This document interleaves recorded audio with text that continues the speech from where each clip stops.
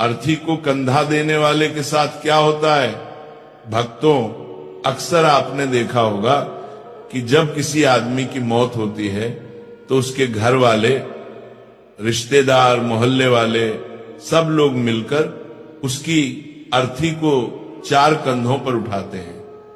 ये सब हम रोज देखते हैं, पर इसके पीछे क्या रहस्य है ये बहुत कम लोग जानते हैं।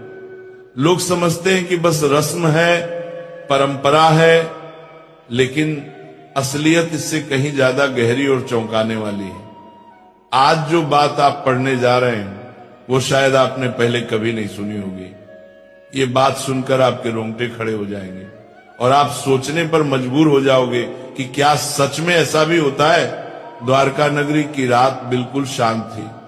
समुद्र की लहरें धीरे धीरे किनारे से टकरा रही थी।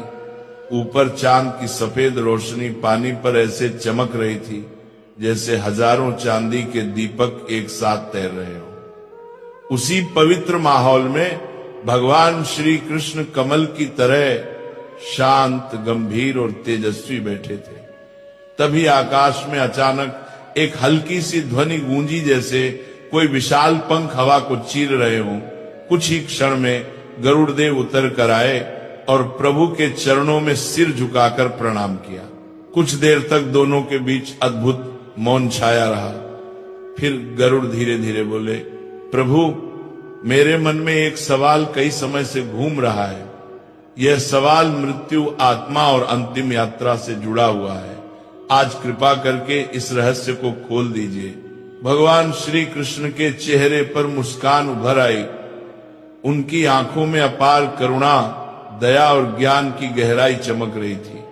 वे बोले, गरुड़, तुम्हारे सवाल हमेशा संसार के कल्याण के लिए होते हैं। पूछो, क्या जानना चाहते हो? गरुड़ ने झुककर विनम्रता से कहा, प्रभु, मैंने कई बार देखा है कि जब किसी मनुष्य की अर्थी उठती है, जब लोग 4 कंधों पर शव को उठाकर श्मशान ले जाते हैं, उस समय आत्मा जैसे उन लोगों को देखती है। कभी कभी ऐसा लगता है कि आत्मा हर कंधा देने वाले को किसी अदृश्य तरीके से परख रही हो। मुझे समझ नहीं आता कि ऐसा क्यों होता है। क्या यह सिर्फ परंपरा है या इसके पीछे कोई बड़ा दिव्य रहस्य छिपा है? भगवान श्री कृष्ण ने हल्का सा दीर्घ श्वास लिया, मानो पूरा ब्रह्मांड उनकी सांसों के साथ चल रहा हो।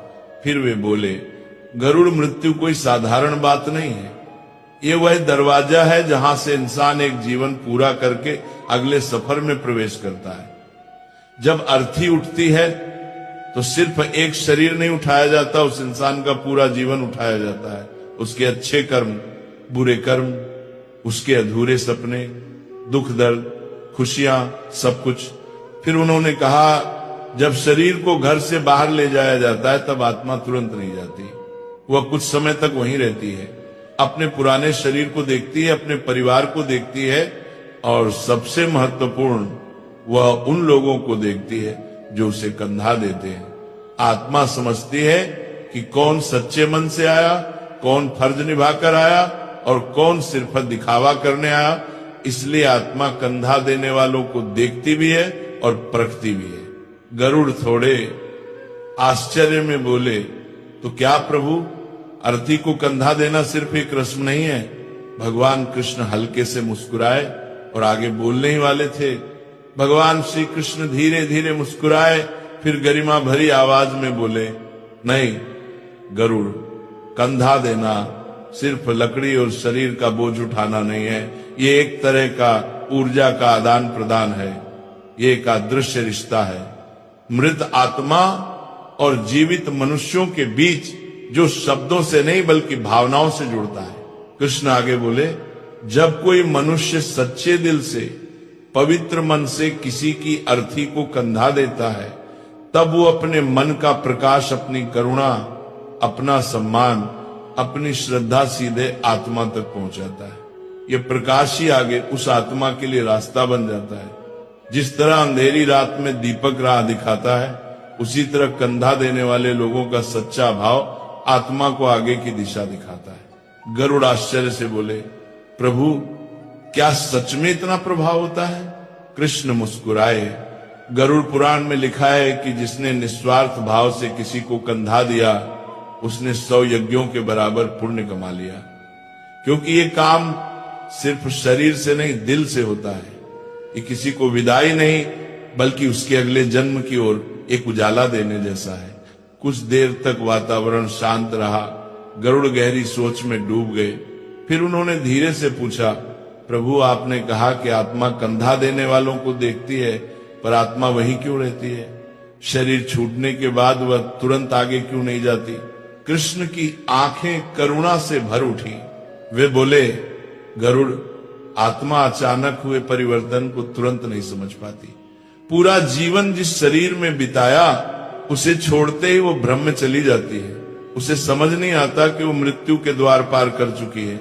उसे राह चाहिए, दिशा चाहिए, और वही दिशा अर्थी देती है। इसलिए 4 कंधे केवल शरीर नहीं उठाते, आत्मा के लिए 4 दीपक जलाते हैं। गरुड़ की आंखें फैल गई। उन्हें दिव्य ज्ञान चमत्कार जैसा लगा। वे बोले, प्रभु, यदि किसी मृतक को 4 कंधे ही न मिले तो फिर क्या होता है?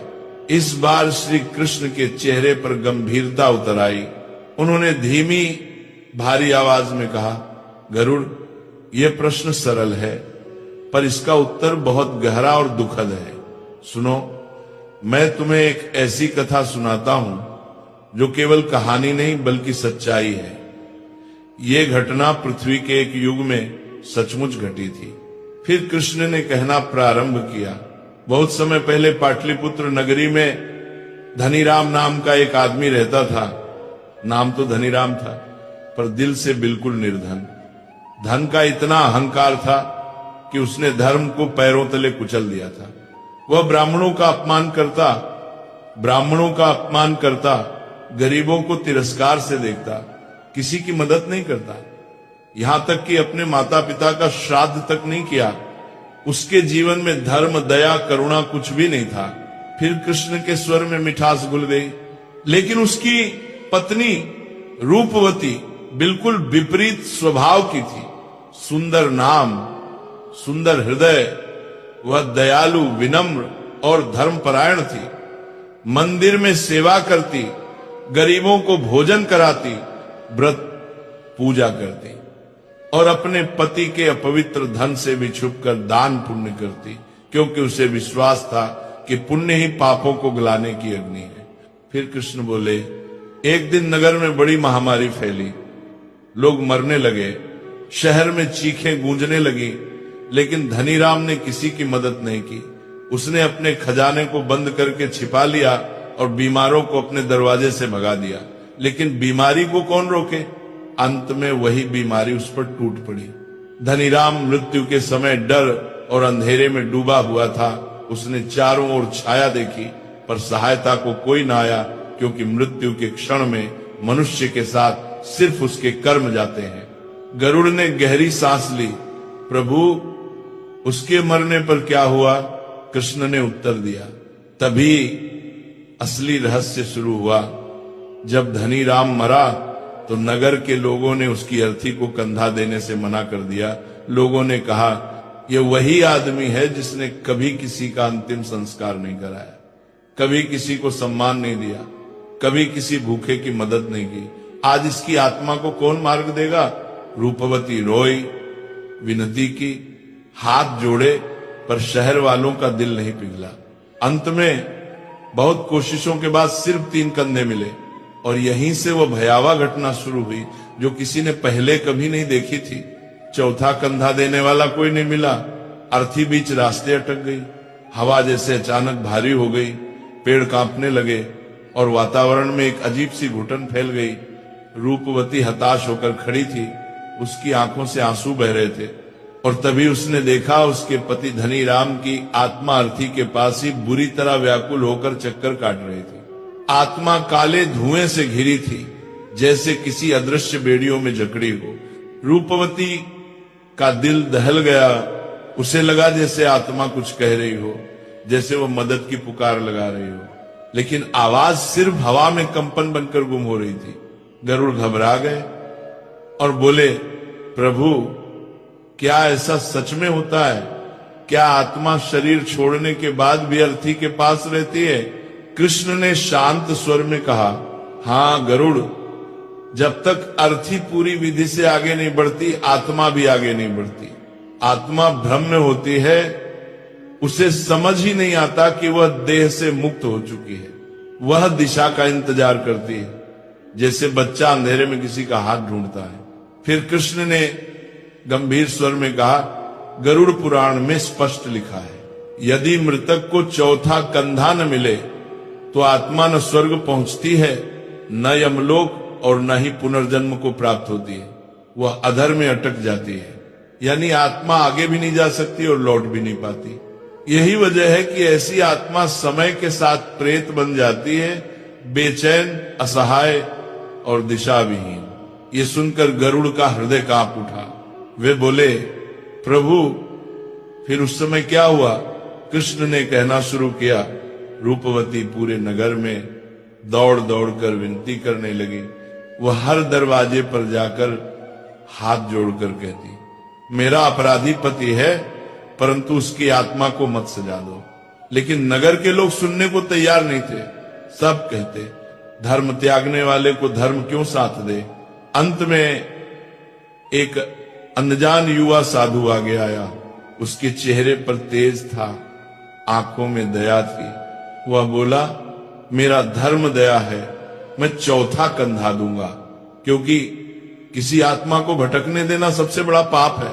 साधु ने जैसे ही अर्थी को छुआ, हवा शांत हो गई, धुआं हटने लगा और अचानक सूर्य की किरणें अर्थी पर पड़ी। रूपवती ने कांपती आंखों से देखा, उसके पति की आत्मा धीरे धीरे ऊपर उठ रही थी, जैसे किसी भारी बोझ से मुक्त हो रही हो। गरुड़ ने पूछा, प्रभु क्या चौथा कंधा देने वाला व्यक्ति मृतक के पापों में फंस जाता है? कृष्ण बोले, गरुड़, यह भावना पर निर्भर करता है। जो व्यक्ति लोभ, डर, दिखावे, लोगों की नजर या स्वार्थ से कंधा देता है, वह मृतक के अधूरे कर्मों और पापों में बांध जाता है। पर जो व्यक्ति सच्चे मन, दया, श्रद्धा और करुणा से कंधा देता है, वह आत्मा की मुक्ति का साधन बनता है। वह न पाप लेता है, न कोई बंधन। फिर कृष्ण बोले, चौथा कंधा 4 पुरुषार्थों का प्रतीक है, धर्म, अर्थ, काम और मोक्ष। और जब चारों पूर्ण होते हैं, तभी आत्मा आगे बढ़ती है। इसलिए चौथा कंधा साधारण नहीं, ईश्वर द्वारा दिया गया अंतिम अवसर है। जैसे दीपक अंधेरे में रास्ता दिखाता है, वैसे ही चौथा कंधा आत्मा को दिशा देता है। गरुड़ ने फिर पूछा, प्रभु क्या आत्मा संकेत देती है कि वह मुक्त नहीं हुई? कृष्ण ने कहा, हाँ गरुड़, जब आत्मा बंधन में होती है तब संकेत मिलते हैं। अचानक तेज बारिश, अग्नि का बार बार बुझ जाना, अर्थी का गिर जाना, कंधा देने वाला बेहोश हो जाना, दाह संस्कार में बाधाएं आना, ये सब संकेत है कि आत्मा अभी मुक्त नहीं हुई। गरुड़ के मन में श्रद्धा और विस्मय एक साथ उमड़ पड़ा। वे बोले, प्रभु कंधा देना तो वास्तव में महान तपस्या हुई।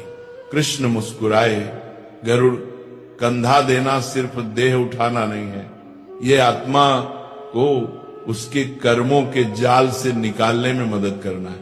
ये उस अंतिम यात्रा में ईश्वर का कार्य पूरा करना है। इसीलिए कंधा श्रद्धा, शांति और पवित्र मन से देना चाहिए। अंत में कृष्ण बोले, गरुड़, मृत्यु अंत नहीं है, ये एक रहस्य की शुरुआत है। और जो किसी आत्मा को सम्मान देता है, उसकी अंतिम यात्रा आसान करता है। वह मनुष्य भी जीवन में अदृश्य रूप से बल, प्रकाश और दिव्य संरक्षण पाता है।